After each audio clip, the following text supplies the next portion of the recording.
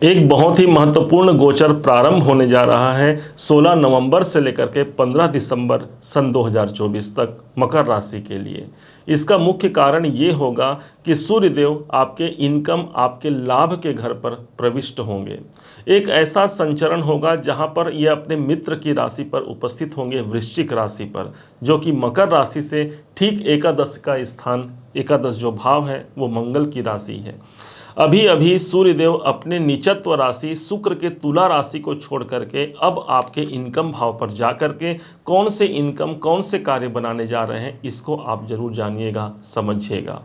ये जब प्रवेश करेंगे तो इनका आगमन जब होता है आपके एकादश भाव पर, तो इनको अगुवाई करने के लिए, इनका स्वागत करने के लिए पहले से बुध देव यहाँ पर विराजमान होंगे। बुध और सूर्य का कॉम्बिनेशन बनेगा, जो कि बुध आदित्य नाम का एक राजयोग भी यहाँ पर उपस्थित होगा। सूर्यदेव अष्टम भाव के स्वामी होकर के एकादश भाव पर जा रहे हैं। यदि कोई रुकावट, कोई परेशानी, कोई तनाव, कोई डिप्रेशन का समय चल रहा है, तो ये सूर्यदेव उस सब डिप्रेशन और तनावों से मुक्ति दिलाते हुए कोई लाभ की संभावनाओं को प्रदर्शित करा सकते हैं।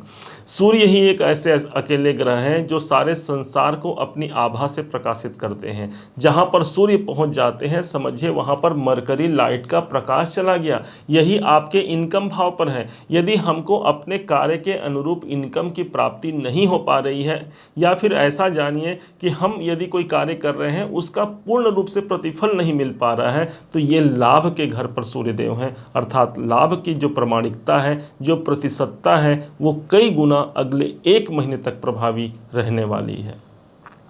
अगले 2 से 3 साल को जानना हो तो शनि देव हैं। देव गुरु बृहस्पति हमको 1 वर्ष का हाल बता देते हैं, तो वैसे ही भगवान सूर्य नारायण ऐसे ग्रह हैं जो 1 महीने के हाल को बता देते हैं कैसा जाएगा।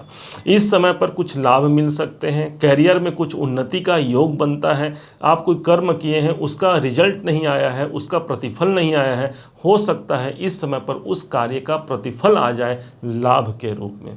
इस समय पर आप सोशल ज़्यादा हो पाते हैं, समाज से ज़्यादा जुड़ पाते हैं, लोगों से मिलना जुलना आपका बढ़ता है। गवर्नमेंट से या शासन के द्वारा, शासनाधिकारी के द्वारा कोई लाभ की संभावना यहाँ पर दिखती है, क्योंकि सूर्य गवर्नमेंट को रिप्रेजेंट करता है, अर्थात शासन के द्वारा हमको कोई लाभ यहाँ पर मिल सकता है। सूर्य के पास एक ही दृष्टि है, क्योंकि सूर्य को माना जाता है राजा माना गया है, और राजा सभी जनों को, सभी प्रजाओं को अपने एक समान दृष्टि से देखते हैं। और इसी कारण से सूर्य की जो 7वीं दृष्टि होती है वो सबसे अधिक महत्वपूर्ण हो जाती है। देखा जाए तो इस पंचम भाव पर देव गुरु बृहस्पति पहले से विराजमान है। अब यहीं पर सूर्य की 7वीं दृष्टि पड़ती है पंचम भाव पर, और देव गुरु की 7वीं दृष्टि पड़ती है सूर्य पर। अब ये दोनों ही ग्रह एक दूसरे के प्रबल मित्र होते हैं। इस संभावनाओं के अनुसार देव गुरु बृहस्पति भी अभी जो कि बकरी चल रहे हैं, इसलिए संतान से जुड़े हुए कोई कार्य बन सकते हैं। संतान प्राप्त करना चाहते हैं, अनुकूल समय, या संतान के कैरियर, उनके उन्नति के लिए आप सोचना चाह रहे हैं भाई क्या होगा, तो इस समय पर एक बेहतरीन रिजल्ट वहां से निकल सकता है।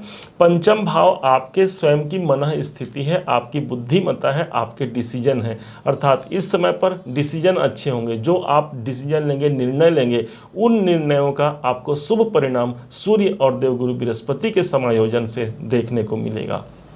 पंचम भाव चूंकि जागृत हो रहा है, तो जो लोग क्रिएटिविटी संबंधी कार्यों में हैं उनको लाभ मिलेगा। जो लोग शेयर मार्केट संबंधी काम कर रहे हैं या उसमें अपने पैसे लगाए हुए हैं, उनको यहाँ लाभ मिलने की संभावना बनती है। कुछ नया एजुकेशन, कुछ नया ज्ञान आपको मिलेगा, जिसके माध्यम से आप अपने जीवन को बेहतर बना सकते हैं।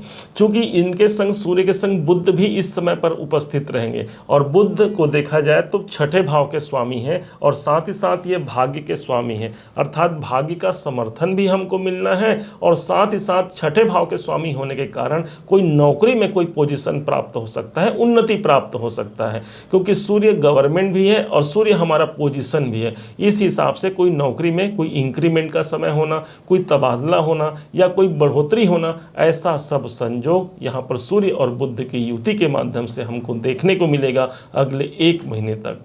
चाहे शनि हो, राहु हो या देवगुरु बृहस्पति हो या फिर मंगल हो, सभी ग्रहों को जो रश्मियाँ प्राप्त हैं, सभी ग्रहों के पास जो आभाएं हैं, वो सब सूर्य नारायण के द्वारा है।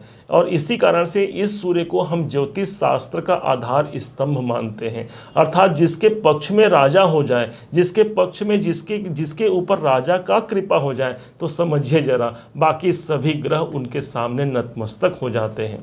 इसलिए प्रातः काल उठ करके इस सूर्य भगवान को प्रणाम करना मत भूलिएगा। एक राजा को जब प्रणाम किया जाता है तो उनकी कृपा के पात्र हम बनते हैं। सुबह उठ करके जब स्नान क्रिया से निवृत्त हो जाए तो एक तांबे के चरु में, एक तांबे के लोटे में भगवान सूर्य को जल जरूर दीजिएगा। भगवान सूर्य को अर्घ देने से हमारे कार्य सिद्ध होते हैं। भगवान श्री राम स्वयं जब लंका पर चढ़ाई करने से पहले भगवान सूर्य की ही आराधना किए थे।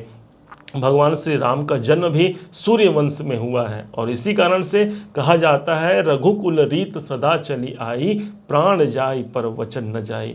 तो इस समय पर भी ये सूर्य का प्रभाव रहेगा जो हमारे लाभ की ओर, हमारे कार्यों की सिद्धि की ओर सबसे अधिक प्रभावपूर्ण स्थिति पर रहेगा।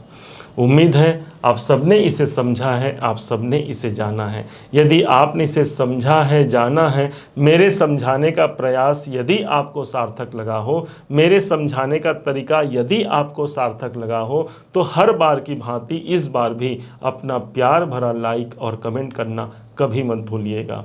और हाँ, यदि अभी तक आपने चैनल को सब्सक्राइब नहीं किया है, सब्सक्राइब जरूर कीजिएगा। पुनः एक बार फिर आप सभी का दिवस बहुत मंगलमय हो, इन्हीं शुभकामनाओं के साथ। जय श्री राम।